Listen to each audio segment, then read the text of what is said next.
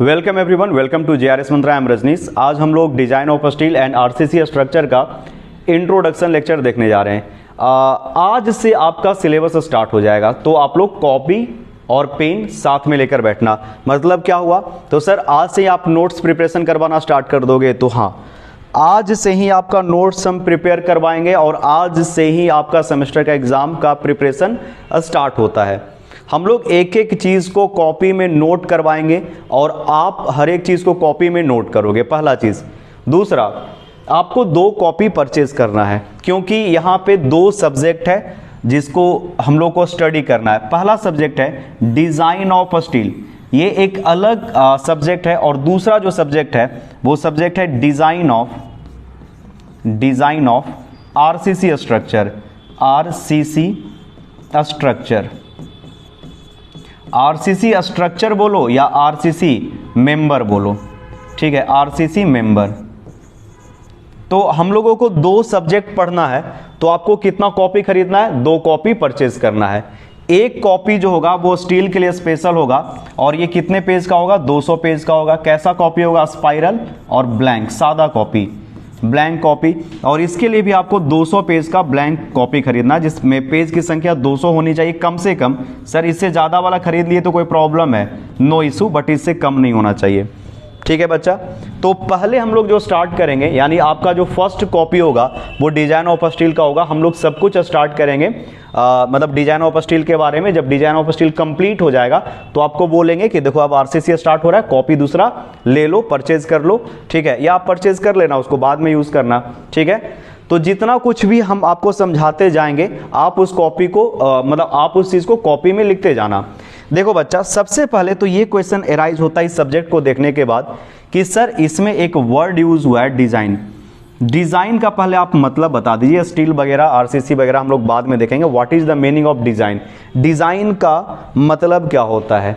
देखो, हम जो भी आपको कॉन्सेप्ट समझाएंगे डिजाइन को लेकर, वो सिविल इंजीनियरिंग के जॉब को ध्यान में रखकर समझाएंगे। यानी यहाँ पे जो भी डिजाइन का आपको डेफिनेशन देंगे वो हम सिविल इंजीनियर के व्यू से दे रहे हैं, ठीक है।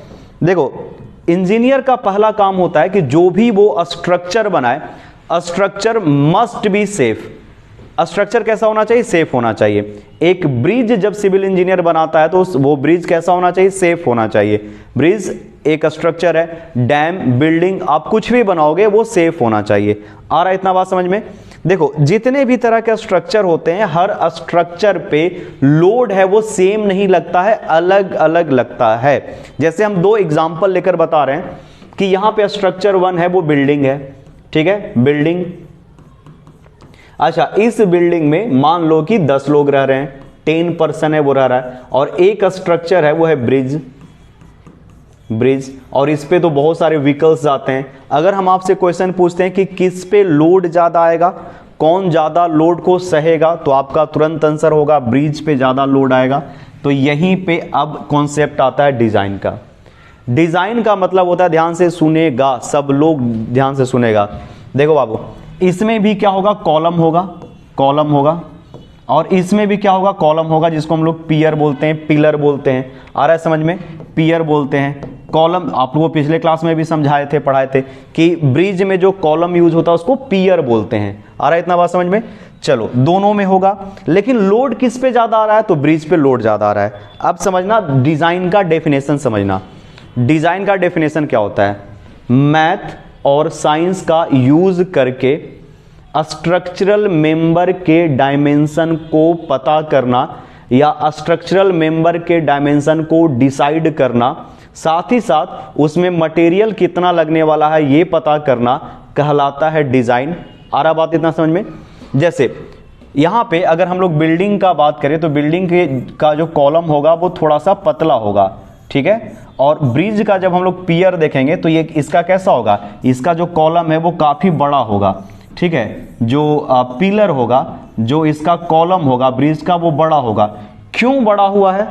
क्योंकि इसके ऊपर लोड ज्यादा आ रहा है, तो इसका ब्रिज जो होगा, ब्रिज का जो कॉलम होगा वो बड़ा होगा, उसका डायमेंशन बड़ा होगा, ठीक है। बिल्डिंग का पे लोड कम आ रहा है तो इसका कॉलम छोटा होगा।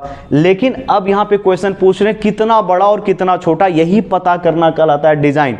डिजाइन का मतलब क्या समझे बाबू? डिजाइन का मतलब ये हो गया कि किसी भी स्ट्रक्चरल मेंबर के डायमेंशन का मतलब लंबाई चौड़ाई ऊंचाई को पता करना, डिसाइड करना कहलाता है डिजाइन। आ रहा है समझ में? और डिजाइन होता है वो पर्पस को फुलफिल करता है, जिस भी पर्पस के लिए बनाया गया है वो फुलफिल करता है। जैसे आप लोग सुना होगा कि गुजरात में एक ब्रिज है वो टूट गया जिसमें 200 लोग मर गए। तो क्यों टूटा? क्योंकि उसका स्ट्रक्चरल है, मतलब जो भी ब्रिज का स्ट्रक्चर है वो फेल कर गया। हो सकता है कि उसके डिजाइन में कहीं ना कहीं गड़बड़ी होगी, मतलब जितना लोड लगा है वो लोड को स्ट्रक्चर सह नहीं पाया, फेल हो गया। तो हम लोग क्या करेंगे, जो भी लोड आएगा उसको ध्यान में रखकर, लोड ज्यादा आएगा तो बड़ा बड़ा डायमेंशन का मेंबर देंगे। जैसे ब्रिज का जो कॉलम होता है वो बहुत बड़ा होता है क्योंकि उसके ऊपर लोड ज्यादा लगने वाला होता है। आ रहा है समझ में? तो हम लोग क्या करेंगे, जैसा लोड आएगा, जैसा पर्पस होगा, उस पर्पस के आधार पे हम लोग डायमेंशन डिसाइड करेंगे स्ट्रक्चरल मेंबर का, और वो क्या कहलाएगा, डिजाइन कहलाएगा। ठीक है, तो यहां से ध्यान से देखना बच्चा। अब सर आप जो बोले ना उसको लिखवा दीजिएगा ना कॉपी में तो बहुत अच्छा लगेगा, क्योंकि डिजाइन बड़ा खूबसूरत वर्ड है, इसको जरा लिखवा दीजिए। देखो आप कॉपी निकालो और कॉपी में सबसे पहले लिखो जो भी अभी हम समझाएं वो लिखा हुआ है। पहला पॉइंट आप नोट करोगे कि जो इंजीनियर का काम होता है, engineer must keep the structure safe. Engineer का क्या काम हो गया कि इंजीनियर, सिविल इंजीनियर के लिए हम बात करें, सिविल इंजीनियर क्या करेगा, वो रखेगा स्ट्रक्चर को सेफ, स्ट्रक्चर को वो सेफ बनाएगा। आ रहा है बात इतना समझ में? देखना, स्ट्रक्चर मस्ट नॉट फेल, या बोल सकते हो collapse due to various external load. अच्छा, एक्सटर्नल लोड क्या हो गया, live load, wind load, earthquake load. ठीक है, ये सब लोड के कारण स्ट्रक्चर फेल नहीं होना चाहिए। आ रहा है बाबू इतना समझ में? अब देखो डिजाइन का लिख लेना पहले इसको, उसके बाद आगे बता रहे हैं। डिजाइन का जो डेफिनेशन है यहां पे लिखा हुआ है, डिजाइन का डेफिनेशन आप लोग अब बहुत ही इजी लैंग्वेज में समझ चुके हो, अब लिख लेना। देखो, इन सिविल इंजीनियरिंग में डिजाइन का मतलब होता है पता करना, फाइंडिंग आउट का मतलब पता लगाना। इन सिविल इंजीनियरिंग डिजाइन का मतलब होता है फाइंड आउट, मतलब पता लगाना, द डायमेंशन। डायमेंशन का मतलब क्या हो गया, मान लो कि आप सर्कुलर कॉलम बना रहे हो तो सर्कुलर कॉलम का डायमीटर आप कितना रखोगे। अगर आप रेक्टेंगुलर कॉलम बना रहे हो तो रेक्टेंगुलर कॉलम में लंबाई और चौड़ाई कितना होगा। ठीक है, जैसे 12 इंची बाई 10 इंची का हम लोग घर में कॉलम देते हैं, कहीं पे 16 इंची बाई 12 इंची का दिया जाता है। तो हम लोग क्या करेंगे, यही कॉलम का डायमेंशन निकालना सीखेंगे। ठीक है, finding out the dimension of a structural member. अब स्ट्रक्चरल मेंबर क्या हो सकता है, बीम, कॉलम, स्लैब हो सकता है ना, बिल्डिंग के मेंबर। तो इसके डायमेंशन को पता करेंगे and amount of material required, और कितना मटेरियल का रिक्वायरमेंट होगा, अमाउंट ऑफ मटेरियल रिक्वायर्ड। जैसे कौन सा मटेरियल हो गया, स्टील यानी लोहा का छड़ कितना लगेगा। और ये सब ना साइंस और मैथ का यूज करके हम आपको बताएंगे कि कैसे एग्जैक्ट निकाला जाता है। ज्यादा लोड तो 4 गो छड़, कम लोड तो 2 गो छड़ बीम में। समझ में आ रहा है? कॉलम में मान लो ज्यादा लोड आ गया तो हम लोग 6 नंबर ऑफ रेनफोर्समेंट बार या लोहे का छड़ देंगे, और कम लोड आएगा, जैसे आप लोग थोड़ा बहुत ड्राइंग के बारे में तो ड्राइंग देख ही चुके हो, बीम कॉलम का नहीं देखे हो तो फिर से हम यहाँ पे बता देंगे हर कुछ। तो स्टील बार, कंक्रीट, ये सब का मटेरियल का अमाउंट पता लगाना। विच मस्ट बी सफिशियंट, जो सफिशियंट होगा to make safe structure under the various load. अगर आपसे डिजाइन का मतलब कोई पूछता है तो क्या बताओगे कि डायमेंशन पता करना, डायमेंशन पता करना यानी डायमेंशन डिसाइड करना ताकि स्ट्रक्चर सेफ रह सके। ठीक है, जैसे एग्जांपल से पूछेगा तो बोलना, देखो जब हम लोग ब्रिज बनाते हैं तो पिलर मोटा रखते हैं तो वही डिजाइन हो गया, मोटा रख दिए। अगर घर बनाते हैं तो पिलर छोटा होता है, कॉलम छोटा होता है, तो कम लोड तो छोटा, तो मटेरियल बच गया। डिजाइन का मतलब, डिजाइन हम लोग इसीलिए करते हैं ताकि पैसा कम लगे। अरे मान लो कोई एक घर बना रहा है, ठीक है, और मोटा मोटा कॉलम दे दिया तो घर तो सेफ होगा ही, लेकिन वो क्या होगा, अनइकोनॉमिकल, पैसा ज्यादा लग गया। तो डिजाइन का पर्पस क्या होता है, स्ट्रक्चर को सेफ बनाना, जो उसका रिक्वायरमेंट है उस रिक्वायरमेंट पे वो फुलफिल करे, फेल ना हो जाए, और साथ ही साथ सस्ता बन जाए। जो इस सब्जेक्ट को बढ़िया से पढ़ लेगा वो सस्ता घर बनाने के लिए और सुरक्षित घर बनाने के लिए कैपेबल हो जाएगा। तो आप यहां पे लिख लो डेफिनेशन डिजाइन का। In civil engineering design means finding out the dimension, dimension का मतलब लंबाई, चौड़ाई, ऊंचाई, ठीक है, ये सब, and and amount of material required, यानी लोहा का छड़ और कंक्रीट कितना लगेगा। चलो, तो उम्मीद है समझ गया होगा तुम लोग, उम्मीद है यहाँ तक आपको क्लियर हो गया होगा। चलो अब हम लोग आ जाते हैं नेक्स्ट अपने सिलेबस पे। जल्दी ज़्यादा बड़ा नहीं रखेंगे क्योंकि ये इंट्रोडक्शन है। तो हम लोग को क्या डिज़ाइन क्या करना है, डिज़ाइन का मतलब समझ में आया। अब ये वर्ड बार बार डिज़ाइन आएगा, बार बार डिज़ाइन आएगा। और डिज़ाइन का मतलब क्या समझोगे, जैसे ये पेन को सब सोच समझ के इतना मोटा रखा है। अगर ये पेन ज़्यादा मोटा होता तो हमको लिखने में क्या होता, असुविधा होता।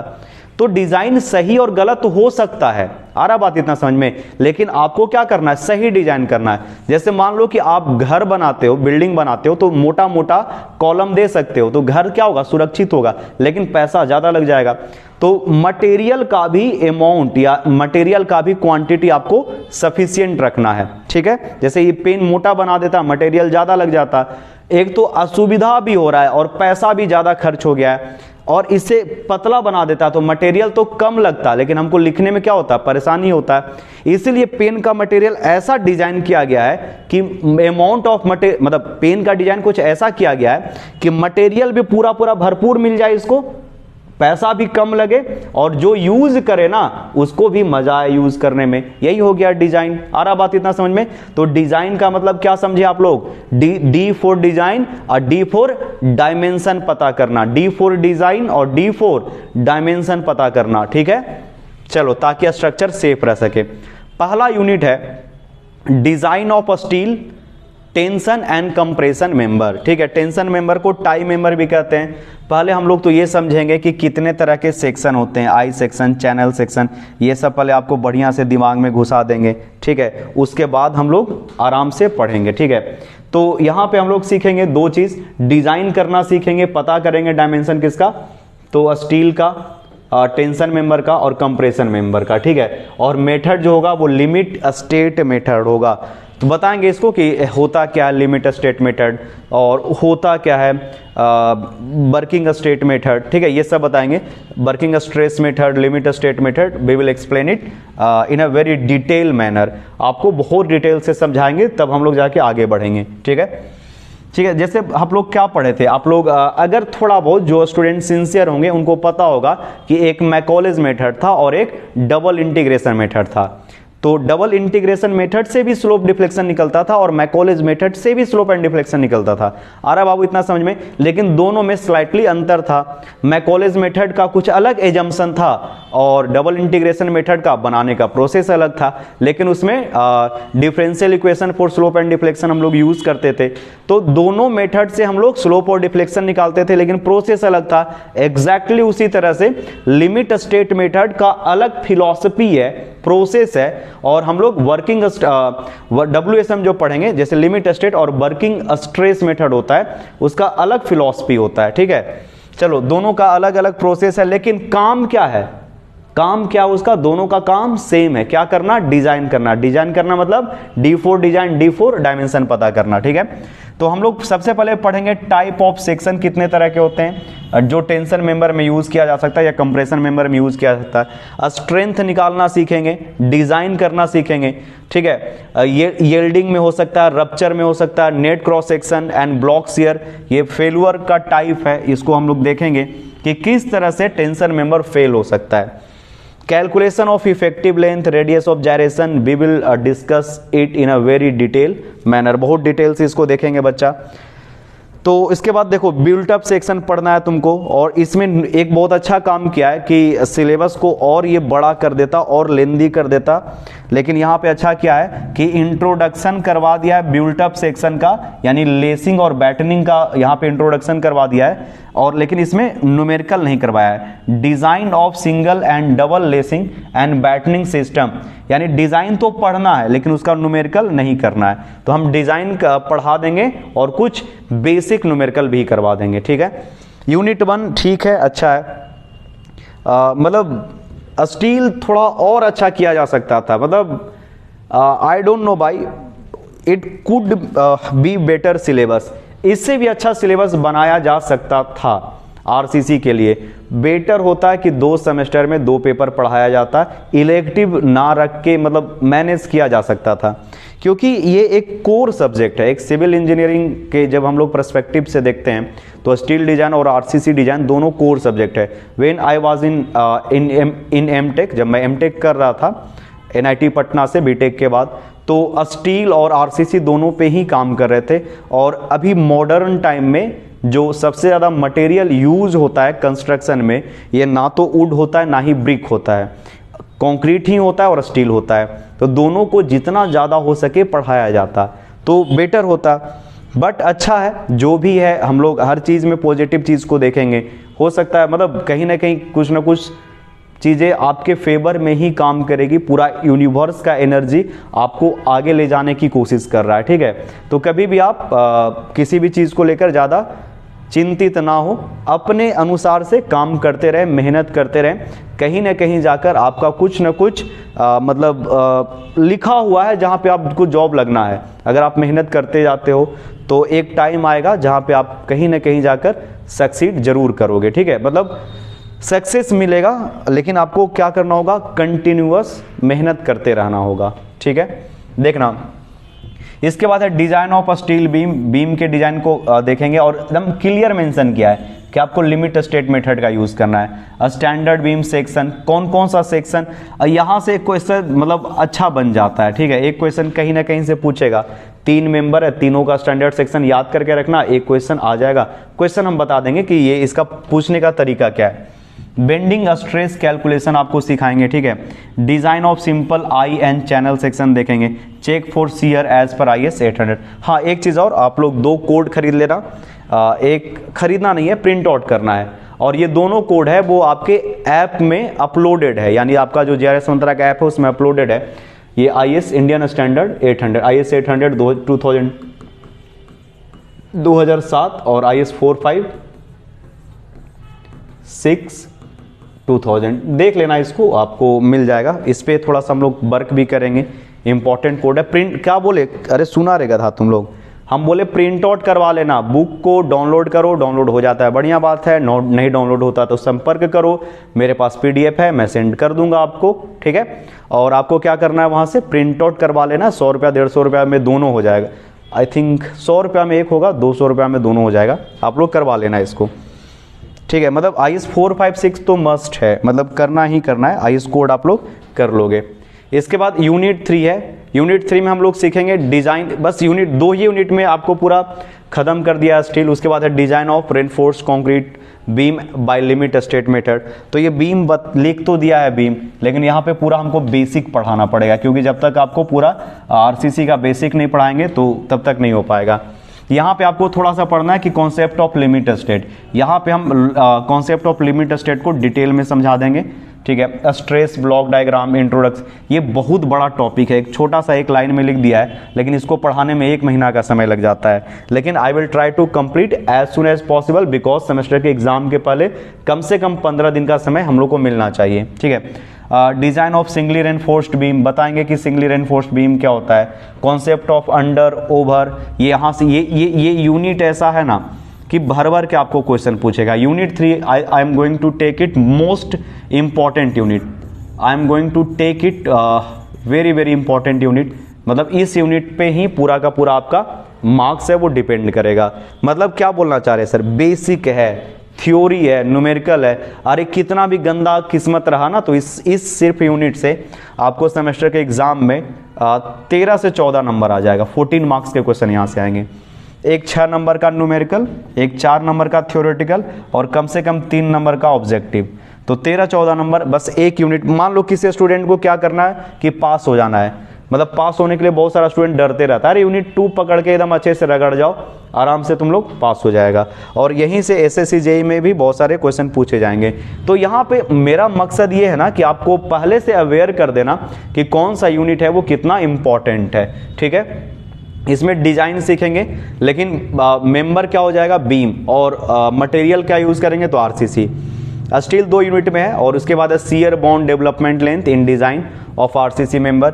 छोटा छोटा चीज है, उसको मिलाकर एक बड़ा सा कॉन्सेप्ट बनेगा, shear bond and development length. Basically इसमें क्या होता है कि जो रेनफोर्समेंट बार आप लोग प्रोवाइड करोगे, यानी लोहे का जो छड़ है, जो पढ़ा है हमसे बचपन से पढ़ते आया है, उसको रेनफोर्समेंट बार और आरसीसी में कोई दिक्कत नहीं होना चाहिए, ठीक है। तो उसमें हम लोग जानेंगे कि छड़ जो है वो कितना अच्छा से पकड़ बनाता है कंक्रीट के साथ, यानी एक लोहे का छड़ और कंक्रीट के बीच में कितना अच्छा बॉन्ड बनता है, ठीक है। तो यहाँ पे है shear bond and develop. Shear का भी मीनिंग समझाएंगे, अभी थोड़ा सा आप लोग नए नए हो तो वो बहुत बड़ा चीज हो जाएगा। बॉन्ड का मतलब समझा कि लोहा का छड़ और कंक्रीट के बीच में कितना पकड़ बनेगा, ये जो ग्रिप है वो कितना स्ट्रांग होगा, इसके बारे में थोड़ा डिसाइड करेंगे।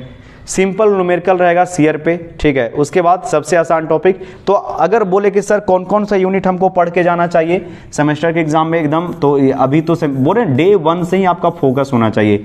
यूनिट 5 और यूनिट 3 पढ़ कर जाओ, ठीक है। आपको हम आज लिख देते हैं, कॉपी में ऊपर कहीं पे लिख लेना कि रजनीश सर बोले थे कि यूनिट 3 आसान है, यूनिट 5 आसान है। ये 2 यूनिट से हम बोल रहे हैं कि आपको कम से कम स्कोर आएगा 35 नंबर का, 35 मार्क्स आप स्कोर कर पाओगे। 14 नंबर उधर और ये 14-15 नंबर इसमें आ जाएगा, एक थ्योरी, एक न्यूमेरिकल और 3-4 क्वेश्चन, तो 30 से 35 के बीच में, ठीक है, श्योर मार्क्स आ जाएगा। तो 2 न्यूमेरिकल, यही होता है ना कि मतलब आप जब चीज़ों को पता कर लोगे कि हमको कहाँ पे ज़्यादा फोकस करना होगा, आप वहीं पे फोकस करोगे, आपका स्कोर अच्छे से हो जाएगा, ठीक है। तो 3 यूनिट है, ध्यान से समझना। हम लोग ये कंक्लूड किए कि स्टील डिजाइन का 2 यूनिट है। स्टील डिजाइन का कितना यूनिट है? 2 यूनिट है। तो 200 पेज में हो जाना चाहिए न्यूमेरिकल थ्योरी करते करते। और आरसीसी डिजाइन का, आरसीसी मेंबर के डिजाइन का 3 यूनिट है, जिसमें हम लोग क्या पढ़ेंगे? तो सर पहला तो बेसिक है, और उसके बाद कॉलम और एक और मेंबर यहाँ पे shear bond and development length. 3 है, बीम का डिजाइन, कॉलम का डिजाइन और शियर बॉन्ड डेवलपमेंट लेंथ। होता क्या है, फाउंडेशन भी होना चाहिए था और इसके अलावा स्लैब भी होना चाहिए था, ठीक है। लेकिन बीम से सारा कॉन्सेप्ट हो जाता है क्लियर, तो ठीक है। तो आज का लेक्चर यहीं पर रहने देते हैं। ये this is the introduction lecture, जहां पे हम लोग अच्छे से डिटेल में स्टडी करेंगे आगे का, क्योंकि अब इसके बाद हम कुछ भी बताएंगे तो आपको बोरिंग ही लगेगा, इसलिए ज़्यादा नहीं बताते। बस आप 2 चीज़ लेकर जाओ यहाँ पे कि unit 3 and unit 5 is very important. आपको 2 कॉपी परचेज करना है। बुक आप ये परचेज करोगे, यहाँ पे बुक है लिखा हुआ, आप you have two by 2 different copy. आपको 2 कॉपी खरीदना है, स्पायरल कॉपी, ब्लैंक सादा, और ये 2 बुक आप परचेज करोगे, ठीक है। एक आरसीसी डिजाइन एंड ड्राइंग का आप कॉपी परचेज करोगे, और उसके बाद design of steel structure copy purchase करोगे इसके दूगल का, ठीक है। तो उम्मीद है कि चीज़ें आपको समझ में आ रही है। सारा लेक्चर जो है वो आपको रिकॉर्डेड फॉर्मेट में प्रोवाइड किया जाएगा। पहला चीज़, रेगुलर हम लोग क्या करेंगे, आप लोग को जब भी मान लो कोई स्टूडेंट कुछ बोला कि सर हमको लाइव का रिक्वायरमेंट है, तो आप बोलो, हम लोग लाइव जो है वो आके फ्रीक्वेंटली देते रहेंगे। लाइव देना कोई बड़ी बात नहीं है, लेकिन आप लोग कितना अटेंशन रखते हो पढ़ने को लेकर, ये ज़्यादा इंपॉर्टेंट होता है, ठीक है। तो आज का लेक्चर यहीं पे रहने देते हैं। आप ये 2 बुक परचेज कर लेना, अच्छा रहेगा। अभी तो आप मतलब 5th सेमेस्टर में हो, ये सब जो बुक है वो आपको आगे काम आएगा ही। और ये 2 बुक परचेज करने के साथ ही आपको क्या करना है, 2 कोड, IS कोड भी प्रिंट आउट करना है। 2 अलग अलग कॉपी आप खरीद कर रखोगे। अगले क्लास से हम लोग स्टार्ट करेंगे डिजाइन ऑफ स्टील, जहाँ पे आपको बेसिक इंफॉर्मेशन देंगे, फिर हम लोग आगे बढ़ जाएंगे। Thank you everyone.